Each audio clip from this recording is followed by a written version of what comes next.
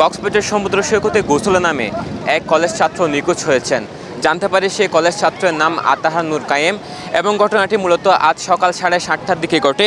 এবং আমরা CSF lifeguard কর্মীদের সাথে কথা বলছি। তারা বলছেন যে তারা উখিয়ায় তাদের নিজস্ব বাসভবন উখিয়া থেকে তারা বন্ধুরা মিলে কক্সবাজার সমুদ্র সৈকতে আসে এবং আসার পর তারা সমুদ্রের বালিয়াড়িতে যে ফুটবল খেলার পর তারা সকলেই সমুদ্র স্নানে নামে। সমুদ্রে গোসল নামার পর এক পর্যায়ে আতাহার নূর কায়েম সেই পানির স্রোতে সে নিখোঁজ হয়।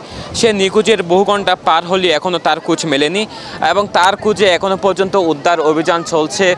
কক্সবাজার শহরের যে বিশাল সমুদ্র সৈকত, সেই সমুদ্র সৈকত জুড়ে বিভিন্ন পয়েন্টে সিএসএফ লাইফগার্ড কর্মীরা তার খুঁজে কাজ করছে। এবং তবে যে বিভিন্ন পয়েন্টে অবস্থানরত সিএসএফ লাইফগার্ড কর্মীরা বলছেন যে আজ সকাল 7:30টার দিকে ঘটনা ঘটে এবং ঘটনার দীর্ঘক্ষণ সময় হওয়ার কারণে মূলত তার বেঁচে থাকার সম্ভাবনা অনেকটা কমে এসেছে। তবে তার বন্ধু এবং তার স্বজনদের আমরা কক্সবাজার শহরের যে কলাতলির মোড়ে দেখতে পেয়েছি একটু আগে। তারা ওখানে সিএসএফ লাইফগার্ড কর্মীদের সাথে কথা বলছেন এবং সৈকতের বিভিন্ন পয়েন্টে যেসব সিএসএফ লাইফগার্ড কর্মী আছেন তারা সমুদ্রে নেমে অনেকে চেষ্টা করছেন যে আতাহার নূর কায়েমের খোঁজের।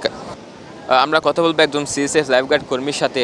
আসলে আজকে সকালে নাকি কলাতলি বিচ পয়েন্টে একজন নিখোঁজ হয়েছেন, তার কোনো খোঁজ পেয়েছেন কিনা? না, সকালে 7:30টার দিকে ড্রাউনিংটা হয়েছে, কিন্তু এখনও খোঁজ খবর আমরা দেখছি, কিন্তু এখনও কি খোঁজ খবর পাওয়া যায় না আর কি। দেখছি অনেকগুলো চেষ্টা করছি আমরা লাইফগার্ডরা, সকাল থেকে চেষ্টা করছি পানি নেমে, মানে কি খুঁজে দেখছি, এখনও কি পাওয়া যায়নি লাস্টটা আর কি। আচ্ছা, এই যে আপনারা কোন পয়েন্টে সৈকতের কোন পয়েন্টে অভিযান চালাচ্ছেন এবং অব্যাহত আছে কিনা? হ্যাঁ, আমরা এখনও চলমান আছে, কাজে চলমান আছে। আমরা কলাতলি, সুগন্ধা এবং লাবণী, ওই 3টা পয়েন্টে যেখানে আমাদের ডিউটিরত স্থান, সেখানেই আমরা লোকটাকে খুঁজতেছি আর কি। কতজন কাজ করছেন? আমরা লাইফগার্ডরা বর্তমানে 27 জন লাইফগার্ড আসছি। এই যে কক্সবাজারের আগমন ঘটেছে, অনেকে নোনা পানিতে স্নানের জন্য নেমে পড়ছেন, অনেকে দূর সমুদ্রে গিয়ে সমুদ্র স্নানে ব্যস্ত। মূলত তাদের সতর্ক করার জন্য সিএসএফ লাইফগার্ড কর্মীরা বারবার বারণ করছে। অনেকে শুনছেন, অনেকে শুনছেন না।